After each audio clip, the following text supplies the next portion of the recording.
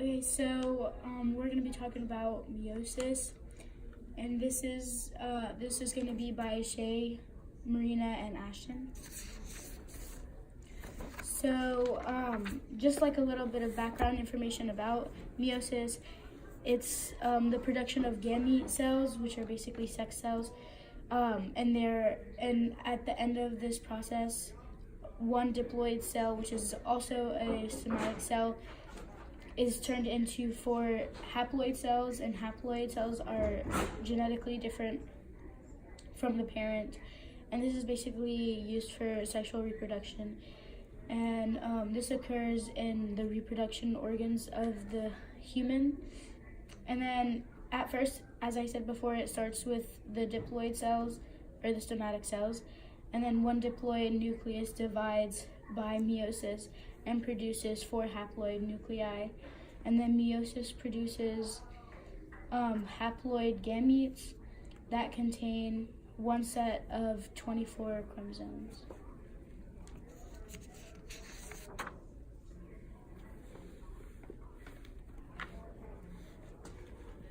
So for interphase, chromosomes replicated in interphase are replicated before meiosis, and basically all the DNA replication is like the main thing that occurs during this phase to kind of like get the cell ready to divide. Yeah. Synapsis takes place during prophase 1 of meiosis. In synapsis, there is a pairing of 2 homologous chromosomes. This allows the matching up of homologous pairs prior to their segregation and possible chromosomal crossing over between them. Crossing over of the genetic material between non-sister chromatids can only occur at the chiasmata. Formation between non-sister chromatids here in a bivalent can result in the exchange of alleles. And as this happens, the nuclear membrane breaks down, and it is the longest phase in meiosis.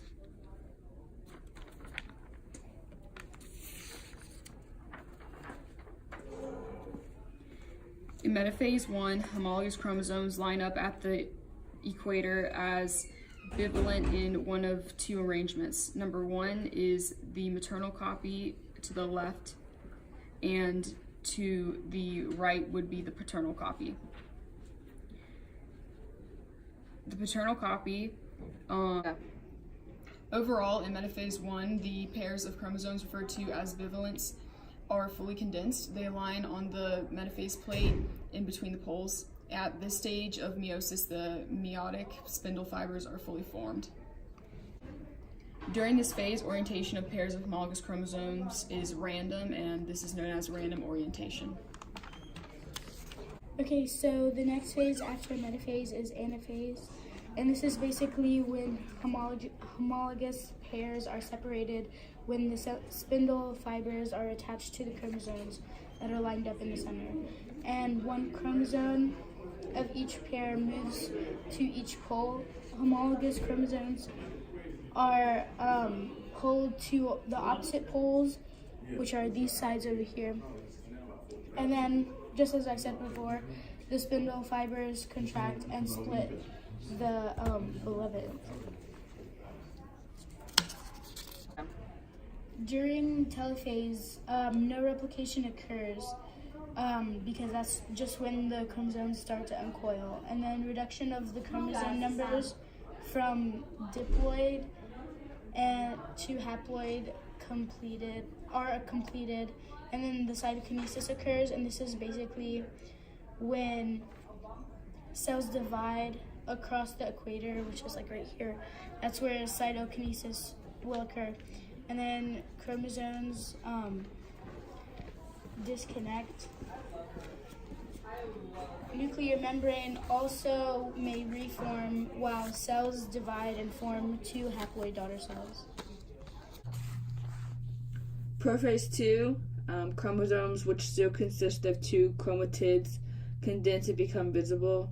Nuclear membrane dissolves, and the centromes move to opposite poles. Metaphase 2, spindle fibers from opposing centrosomes attached to chromatids,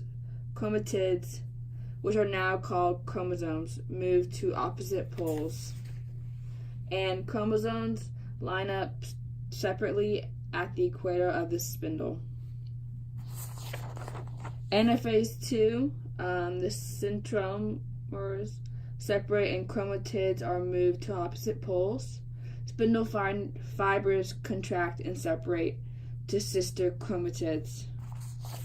And lastly, telophase 2, chromatids reach opposite poles, nuclear envelope forms, cytokinesis occurs, chromosomes decondense, nuclear membrane reforms, and with the cytokinesis, the cells divide to form 4 haploid daughter cells.